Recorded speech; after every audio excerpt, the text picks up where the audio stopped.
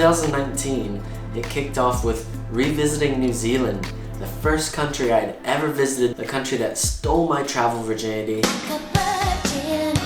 And I finally got to revisit the country. So going through my favorite activities and spots in New Zealand. I'm in a giant ball right now, and I'm racing some people. This is called an Ogo.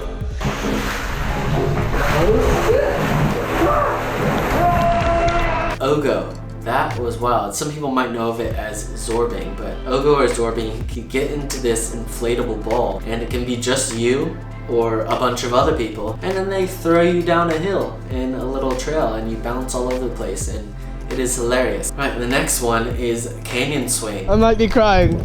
It's just my hay fever. Now, I am a bit terrified of heights, and this was probably one of the scarier ones, because one of the parts of it was that you run off this platform and you drop about 5 meters and then you swing across. I think it's one of the only ones in the world that does this, where you free drop 5 meters after jumping off and then it catches you. So terrifying. And I decided, oh yeah, sure, I'm gonna try to front flip off because I wanna be cool. And I ended up jumping off and screaming like a little child. And then the next one, you sit in a chair and they slowly tilt you back. They play games with you and they make you think you're gonna fall, and then all of a sudden you're like, all right, I'm cool, and then they drop you. Yeah, that was one of the most exhilarating and terrifying activities of 2019. Next up is the Tongariro crossing. I've tried to complete this 5 times now, and it was canceled every time. And this time, we went there for a weekend, and one of the days we were meant to do it, it was canceled again because of weather. But I finally got to do it the following day, and just hiking through that Mars-like landscape was phenomenal, and some of the most beautiful landscapes I've ever seen. Though it really, really pushed me physically. I don't think I've ever felt my feet in that much pain before. I thought they were gonna fall off. I actually don't even know if I have feet anymore. They might be just stumps. They might have been just ground down. Let's check. I still have them, but it doesn't feel like it. Next up, 4-wheeling or quad biking in Fox Glacier. It was absolutely incredible and a really unique way of just experiencing the outdoors and the natural beauty there.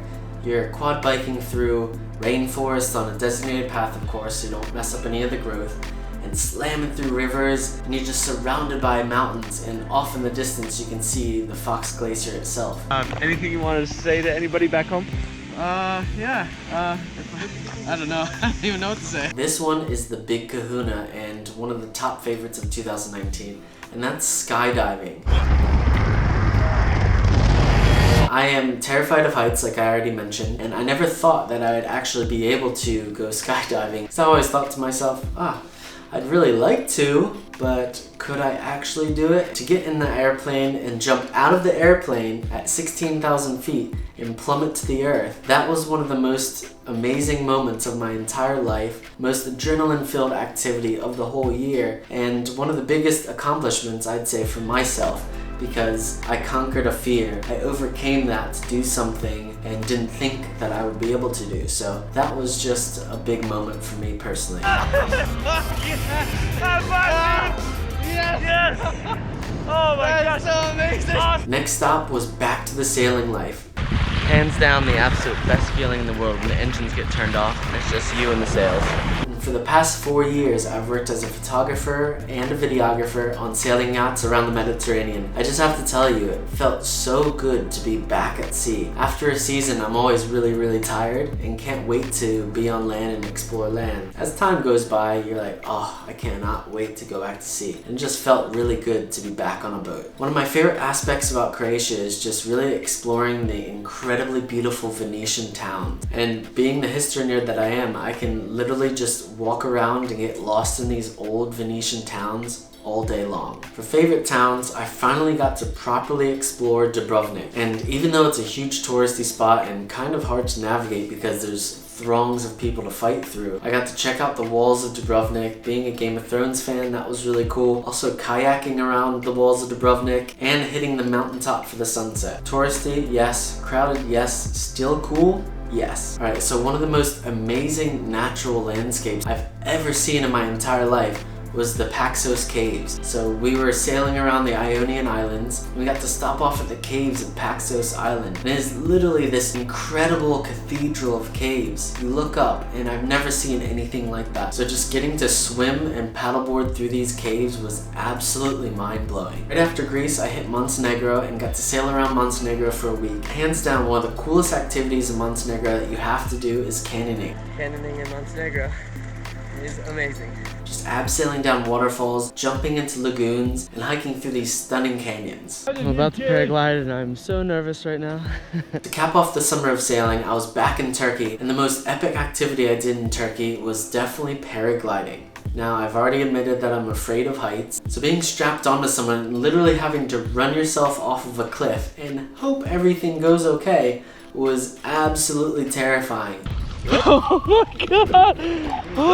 And I think it was scarier than skydiving because you really have to run off the cliff yourself. But it was one of the coolest memories of 2019, and just taking flight over Fethiye and looking down at all the beaches and the water and gliding around for nearly 45 minutes was just an epic experience.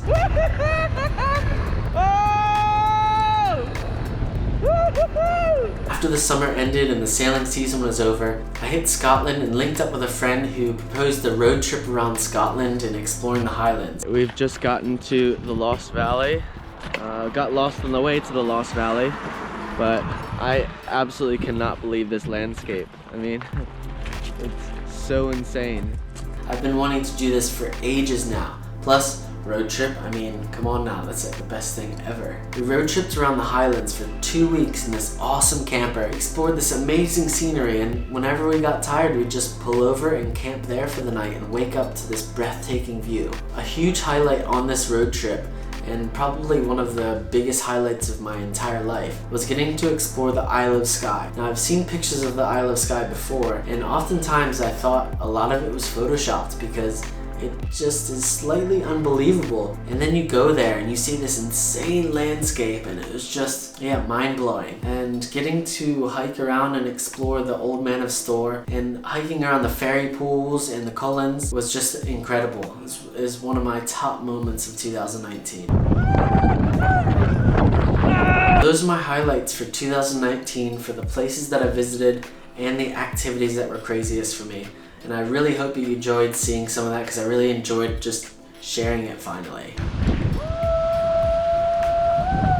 So capping off the year after Scotland, I flew to the States and visited family and friends for the holidays, spending Thanksgiving and Christmas just hanging out. And I can tell you one thing, after being so long on the road, just sitting around with people that you know in a familiar place, there's nothing like it. When I first started traveling, I was so obsessed with the idea of perpetually traveling, never coming back, ditching everything and just going off and disappearing out somewhere into the world.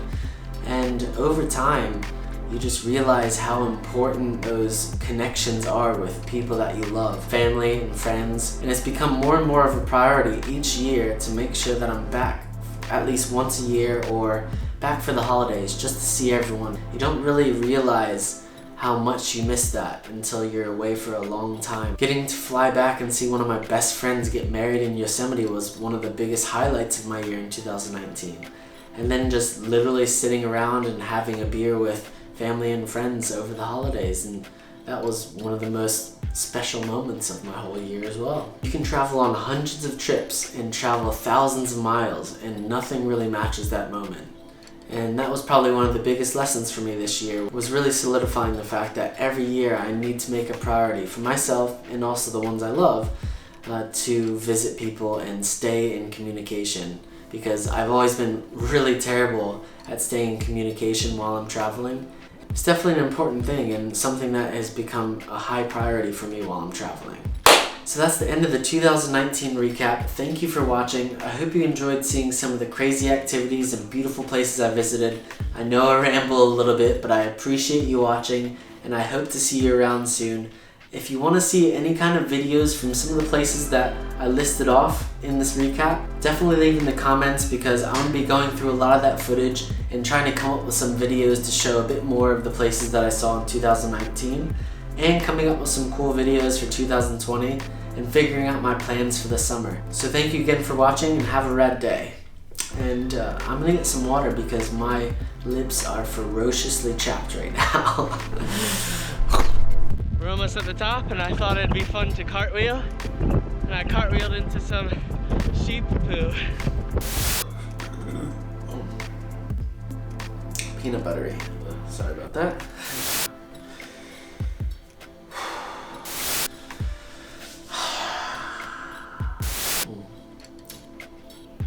I'm salivating now. So strapping into someone, and a friend had proposed to me. This is me trying to look at my script that I wrote out and haven't been following this video.